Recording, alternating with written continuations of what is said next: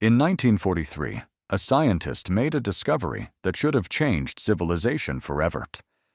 But within weeks, his funding vanished, his laboratory was sabotaged, and the people who could have verified his work went suddenly, conspicuously silent.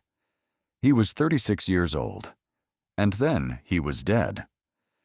The official cause was listed as heart failure. He was 36 years old. What he discovered, according to colleagues who later came forward, was a method of extracting usable energy from the surrounding environment. Not solar, not wind. Something fundamentally different. Something that, if scaled, would have made the entire fossil fuel industry obsolete overnight. His name was Thomas Henry Moray, and almost nobody knows it. Let's start with what you've been told. The official story of modern energy is clean and simple. We discovered fossil fuels, built an industrial civilization, and now we're slowly transitioning to renewables. Every major energy breakthrough, the story goes, has been celebrated, funded, and rapidly deployed. Because progress is good for everyone. Because science is open. Because no serious technology gets suppressed in the modern world. That's the official version. Now let's look at the documents. In 1925, Moray demonstrated a device he called the Radiant Energy Device to a panel of engineers in Salt Lake City, Utah. The device produced, according to signed witness testimonies, approximately 50 kilowatts of power. It had no external power source, no batteries, no hidden connections. Multiple witnesses, including licensed electrical engineers, signed sworn affidavits confirming what they saw. Those affidavits still exist. They're held in archives at the University of Utah, and they've been sitting there, largely unread, for nearly a century. But here's what they didn't tell you. Moray wasn't alone. Weeks before his demonstration, he'd applied for a patent. The U.S. Patent Office rejected it, not because it didn't work. The rejection letter, which has been digitized and is available in public records, stated only that the device did not conform to known principles of physics. No further explanation was given. No examiner was assigned to investigate the claims. It was simply denied. Now, patent rejections happen. That's not unusual. What is unusual is what happened next. In 1939, Moray was visited by a man named Felix Fraser, a representative of a Soviet trade delegation operating in the United States. According to Moray's own written account, Fraser offered him an extraordinary sum of money for the device's technical specifications. Moray refused. 2 days later, someone broke into his laboratory and destroyed his primary oscillator, the central component of the device. It was never recovered. This is where it gets strange. Around the same time, the U.S. government was accelerating investment in a very specific model of energy infrastructure: large, centralized power plants, long-distance transmission grids, systems that, by design, required continuous fuel input and ongoing corporate management. According to a 1940 internal memo from the Rural Electrification Administration, declassified in 1987, officials were explicitly warned against technologies that could enable off-grid energy independence at the household level. Read that again. They were warned against it, not told to study it, not told to evaluate it, warned against it. And then Moray died. Heart failure, age 36. No autopsy was ever performed, but Moray isn't the only name that matters here. In 1989, 2 electrochemists at the University of Utah, Stanley Ponce and Martin Fleischmann, held a press conference that made global headlines. They claimed to have achieved nuclear fusion at room temperature, cold fusion, a process that, if real, would produce nearly limitless clean energy from seawater. The world's press reported it as a potential revolution. Within 6 months, the scientific establishment had declared it a fraud. Their careers were destroyed. Their funding was terminated. Pons and Fleischmann left the United States entirely and continued their research in France under private funding. Here's what most people don't know.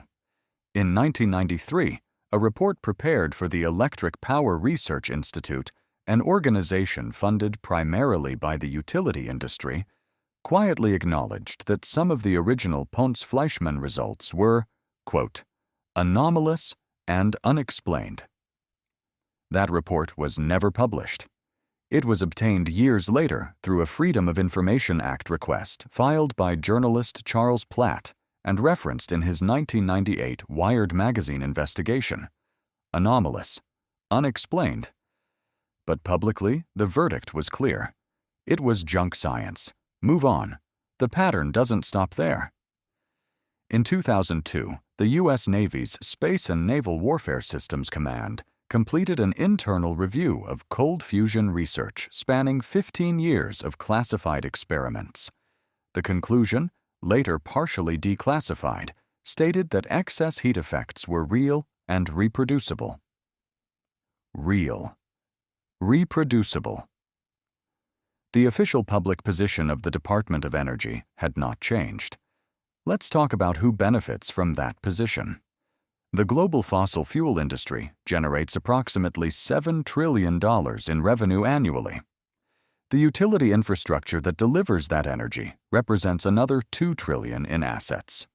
The companies that hold those assets, ExxonMobil, Chevron, BP, Shell, and the sovereign wealth funds behind them, have direct financial stakes in preventing any technology that decentralizes energy production. But the connection goes deeper than corporate interest. In 1952, a man named Gordon J.F. MacDonald, a geophysicist who would later serve on the President's Science Advisory Committee, wrote an internal working paper for the Rand Corporation. In it, he outlined the strategic importance of controlling energy infrastructure as a mechanism of geopolitical control. The paper, declassified in 1979, argued that, quote, a nation that controls the primary energy supply controls the behavior of dependent populations. This wasn't a fringe view. MacDonald went on to advise 4 U.S. presidents. Now connect those dots. A man demonstrates a working free energy device in 1925. His patent is rejected without investigation. His lab is sabotaged. He dies young with no autopsy.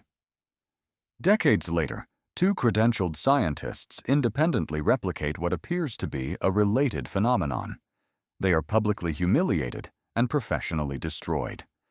Internal documents, both from the Navy and from private research bodies, confirm their results were real.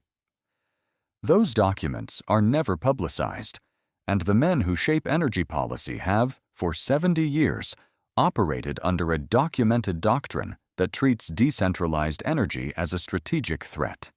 This isn't speculation. Each of those facts is individually documented. There's one more name you need to know. Eugene Malov was a science journalist. He held degrees from MIT and Harvard. He was not a crank. He was the chief science writer at MIT's news office, and he believed in rigorous methodology. When the Pons-Fleischmann announcement happened, he was initially skeptical. Then he did what a good scientist does. He looked at the raw data. What he found disturbed him. According to Malov's own account, published in his 1991 book, Fire from Ice, the raw data from MIT's replication experiments showed positive results. But by the time those results were published in a peer-reviewed journal, the data had been altered. The positive signal had been smoothed out. The conclusion had flipped from anomalous to negative. Malov filed a formal complaint with MIT. He resigned from his position in protest. He spent the rest of his life publishing a journal called Infinite Energy, dedicated to documenting suppressed research in this field. In May 2004, Eugene Malov was beaten to death outside his family home in Connecticut. He was 56 years old. A suspect was eventually convicted, a local man with a history of minor crime who claimed it was a robbery gone wrong.